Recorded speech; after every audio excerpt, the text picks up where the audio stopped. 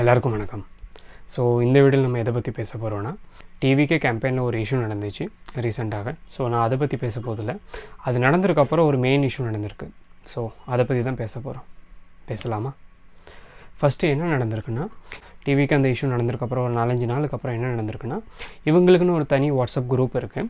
அந்த குரூப்பில் என்ன பேசிக்கிறாங்கன்னா, நம்ம விஜய் சாருக்கு இப்படி நடந்துட்டு இதுக்கு நம்ம புரட்சி செய்யணும், நம்ம எல்லாரும் ரோட்டில் வந்து ப்ரொட்டஸ்ட் பண்ணணும். இவங்க ப்ரொட்டஸ்ட் எதை கூட கம்பேர் பண்ணுறாங்கன்னா, நேபாளில் நடந்த இஷ்யூவை பற்றி, ஸ்ரீலங்காவில் நடந்திருக்கு அந்த ப்ரொட்டஸ்ட்டை பற்றி பேசிகிட்டு இருக்காங்க. இந்த ப்ரொட்டஸ்ட்டை பற்றி பேசுகிறவங்களாம் யாருன்னு பார்த்தா, இல்லை சின்ன சின்ன பசங்க 10th 12th இருக்கிறவங்க. அந்த சின்ன சின்ன பசங்க ப்ரொட்டஸ்ட்டை பற்றி பேசுகிறாங்க. அதே மாதிரி ஒரு சின்ன பையன் வீடியோ போட்டிருக்கேன் இன்ஸ்டாகிராமில். என்ன சொல்கிறான்னா, இதுக்கு மேலே விஜய் சாருக்கு எது நடந்துச்சுன்னா எல்லா போலீஸ் ஸ்டேஷனையும் பிளாஸ்ட் ஆகும். அது போட்டதால் என்னாச்சுன்னா, கொஞ்ச நேரத்துலேயே அது வைரல் ஆகிட்டு, அதுக்கப்புறம் போலீஸ் அவங்க அந்த பையனை பார்த்து பேசிவிட்டு அந்த வீடியோ டிலீட் பண்ண வச்சுருக்காங்க. அப்புறம் அந்த அக்கௌண்ட்டே டீஆக்டிவேட் ஆகிருக்கு. அந்த பையன் வயசுன்னு பார்த்தா ரொம்ப சின்ன பையன் தான், 10th கூட படிச்சிருக்க மாட்டான், அதை விட சின்ன பையன் தான். அந்த வயசு பையன் இப்படி பேசுகிறான். சரி, நான் யாரையுமே தப்புன்னு சொல்லலை. இதில் விஜய் சார் தப்பும் இல்லை, போலீஸ் தப்பும் இல்லை, கவர்மெண்ட்டுக்கு தப்பும் இல்லை.